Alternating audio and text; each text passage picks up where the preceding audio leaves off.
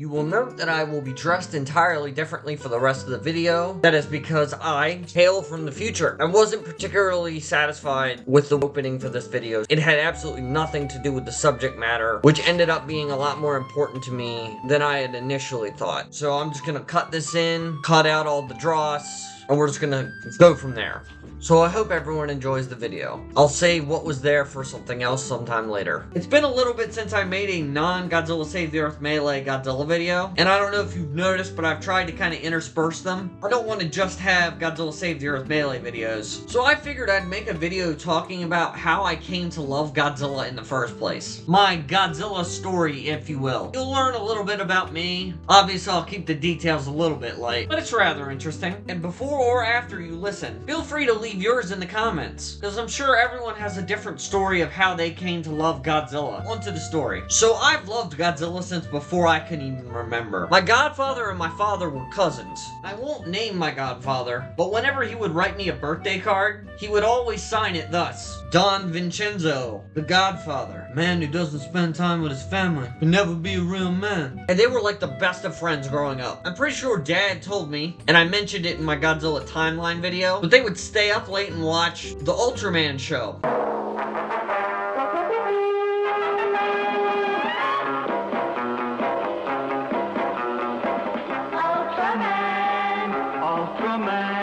My father passed away a year and a half ago, and that's one thing he always loved to do. He loved to sing the original Ultraman theme song. Here he comes from the sky.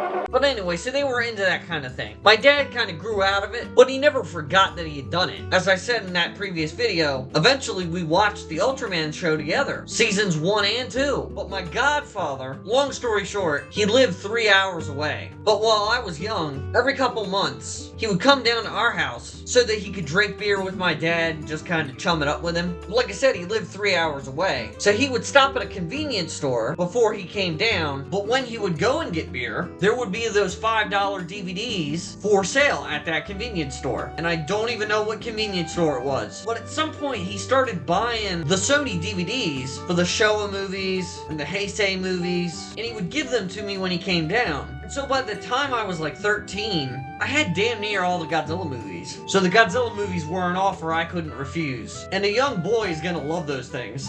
Eventually I got older, and for some reason my godfather stopped coming down to visit. But once we ran out of movies, the internet was a thing, and I was old enough to use it. Because remember, this was during like the formative years of the internet. I'm pretty sure we still had dial-up at the time. But Toho Kingdom existed, and so I did all the research I possibly could. It was the franchise I loved, what do you expect? And I found out which Godzilla movies I was missing. The first step was to get all of the classic media Showa movie DVDs. But once we filled all that out, there were 3 specific DVDs I remember. Firstly, and most importantly, was this bad boy right here. A bootleg of Godzilla vs. Biollante. This one wasn't terrible quality. As you can see, the back is in Chinese, but I wanted this movie so bad. I believe Unleashed had been out, and so Mom got this for me for Christmas, because I needed Biollante in my life. Game, movie, or otherwise. But that wasn't the only movie I got a bootleg of. This travesty of a DVD, Godzilla vs. Megalon, also in Chinese. I believe I got this at the same time as the Godzilla vs. Biollante DVD, and you can tell this thing is a bootleg when you watch it. Like, this thing is absolute booty butt cheeks garbage. But I needed the movie, so Return of Godzilla. Godzilla 1985. Whatever the hell you want to call it. This is the Japanese cut, so whichever one that one's called. Yes, this is definitely the Japanese version. I believe this was like a Chinese rental store copy. I've never seen the American cut of this movie. I have the Blu-ray for it,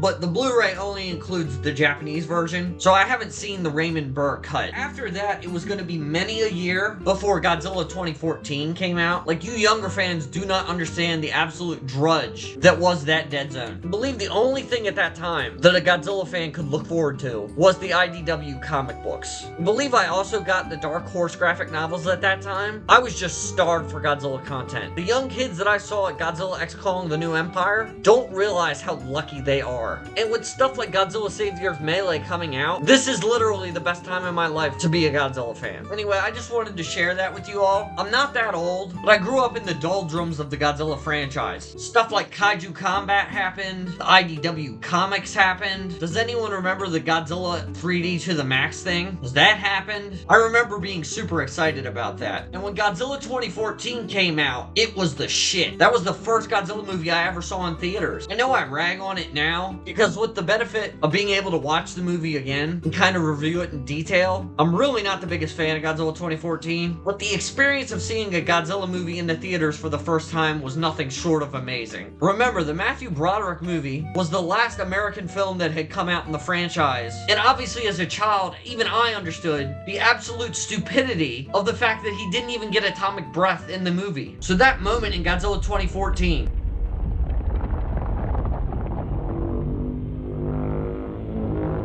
when his tail lights up slowly,